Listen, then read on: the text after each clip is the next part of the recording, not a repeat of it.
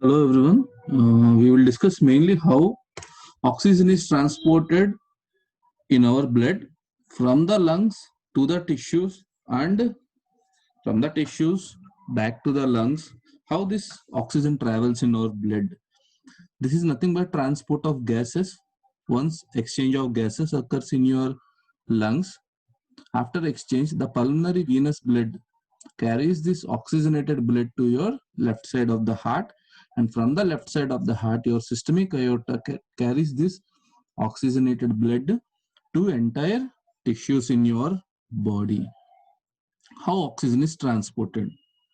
So if you see, just concentrate on the partial pressures of oxygen in this diagram. So in alveoli, the partial pressure is 100, and the pulmonary venous blood, just when it leaves the alveoli after oxygenation, is having 100 millimeters of mercury oxygen partial pressure after gas exchange. Now, because of the shunting, some amount of venous blood is added. The partial blood pressure in the systemic arteries reduced a little. It is 95 millimeters of mercury because of venous admixture. So this systemic circulation, that is your greater aorta, okay, systemic artery aorta, is having 95 millimeters of mercury oxygen saturation. That is partial pressure. It goes to the tissues where the tissue oxygen partial pressure is 40 millimeters of mercury. So from this high pressure to low pressure, gases diffuse into the tissue, oxygen diffuse into the tissue. Then the venous blood leaving the tissue is having 40 millimeters of mercury oxygen partial pressure. It goes to right heart, goes to the lung. Again, diffusion occurs between this 100 and 40 till the partial pressure of venous blood reaches 100. Okay. This is about partial pressure. I told you why this 100 is maintained constantly in the alveoli in the previous video, and you must remember that pulmonary vein leaving the lungs is carrying 100 millimeters of mercury partial pressure of oxygen. How this oxygen is transported to your tissue? Mainly in your two forms: dissolved form and form bound to hemoglobin. So just remind your Henry's law. Henry's law talks mainly about the gases dissolved in liquids. Any gas dissolved in liquids. Here we are talking about liquids isotonic to your blood. Let's say normal saline solution, 0.9% sodium chloride solution. So the amount of gas dissolved in a liquid, or else concentration of gas dissolved in a liquid, is the product of solubility coefficient and partial pressure of that respective gas. Okay.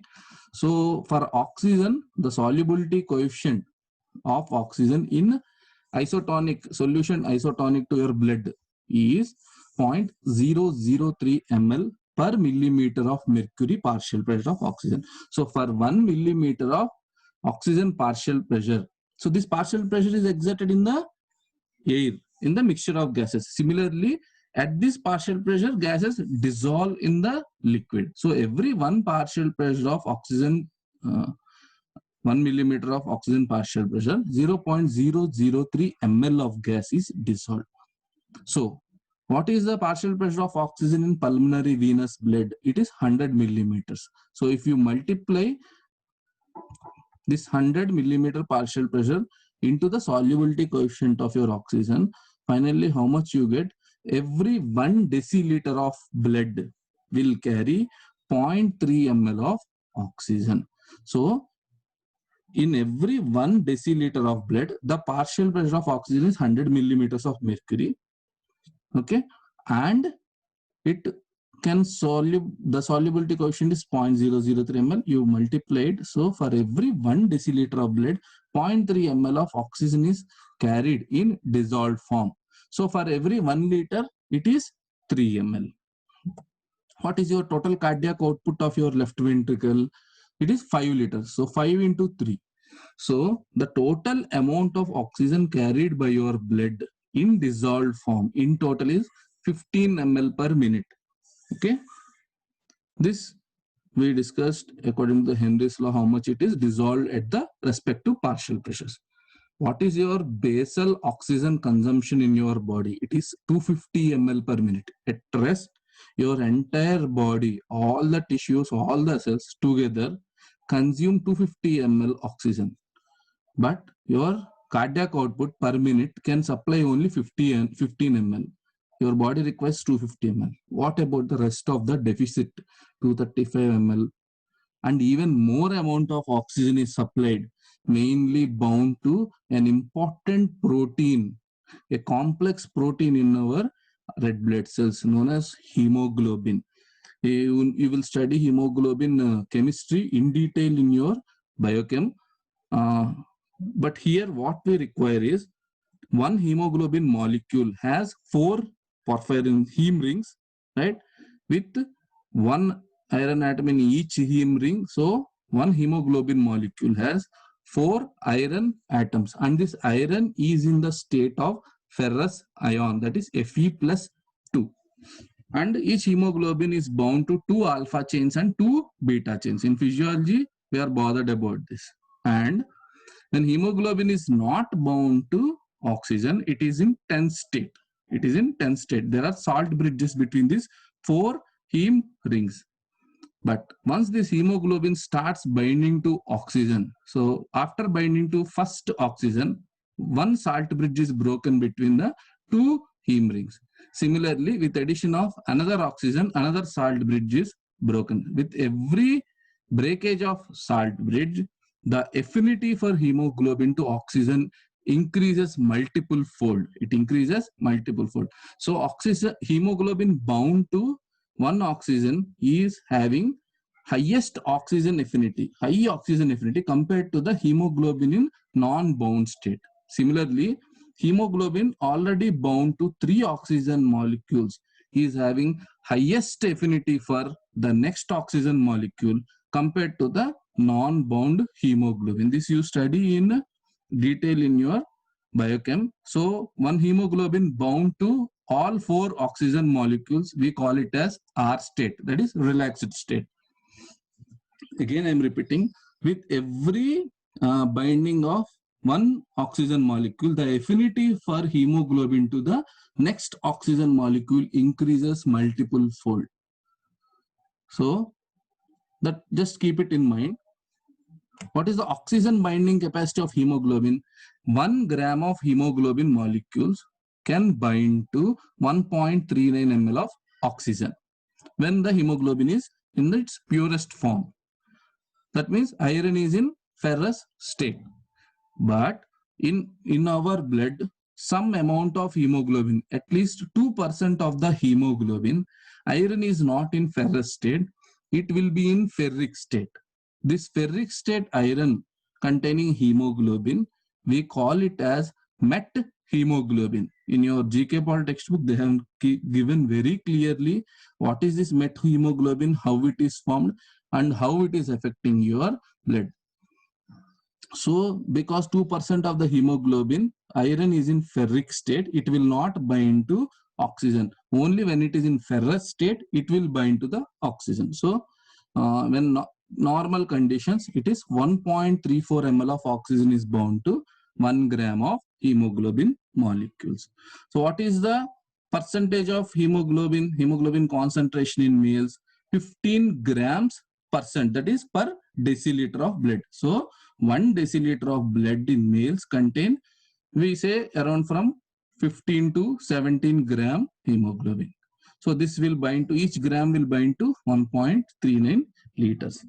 So in female, they have 1 gram percentage less than the males. So this is 15 gram in 1 deciliter. That is 150 gram in 1 liter. Right? 150 gram in 1 liter. So 1 gram of hemoglobin binds to 1.39 ml. So 15 gram will bind to around 20 ml of oxygen. That is for 1 deciliter of blood. What about 1 liter? 1 liter of blood will have 200 ml of oxygen. What is the cardiac output? 5 liters. So 5 into 200, around 1000 ml of oxygen can be transported by your entire blood hemoglobin content. what is your body required oxygen consumption is only 250 ml. Out of that, 15 ml is supplied by your dissolved oxygen content. So in our arterial blood, at the partial pressure of 95 millimeters of mercury, your arterial blood is 97% saturated. That means 97% of the hemoglobin of the blood is bound to oxygen. In venous blood, at the partial pressure of oxygen 40 millimeters of mercury, 75% of the hemoglobin is saturated with oxygen. That means even in venous blood, which we call deoxygenated blood, around 75% of the hemoglobin is saturated with oxygen. So concentrate only on the oxygen values. So in the arterial blood, the oxygen partial pressure is 95 millimeters of mercury at that partial pressure. So with increase in partial pressure of oxygen, the oxygen bound to hemoglobin increases. With decrease in partial pressure of oxygen, the oxygen bound to hemoglobin decreases. Why? Oxygen will be removed from the blood.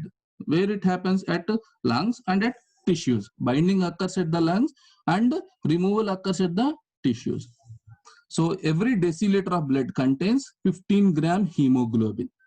So by substituting this formula, we can easily calculate how much will be the dissolved oxygen content per 1 deciliter of blood is 0.3 ml combined with hemoglobin. So 1 gram hemoglobin binds to 1.34 ml.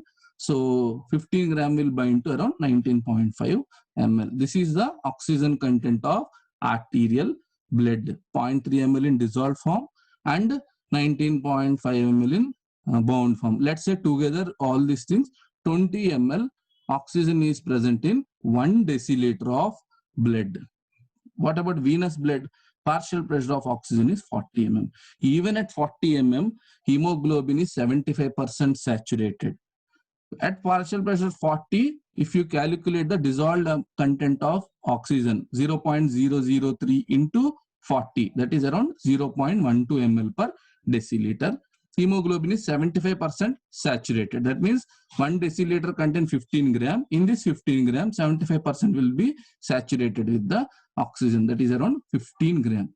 So oxygen bound to hemoglobin. If you see the difference between arterial blood and venous blood, dissolved form is halved, but whereas compared to the bound form with hemoglobin, if this is 20, this is 15. Only it is 25% less than the arterial blood. Still so much of oxygen is bound to the hemoglobin, but whereas partial pressure falls because and also the dissolved content falls. We will stop here. In the immediate next video, watch for the oxyhemoglobin dissociation curve.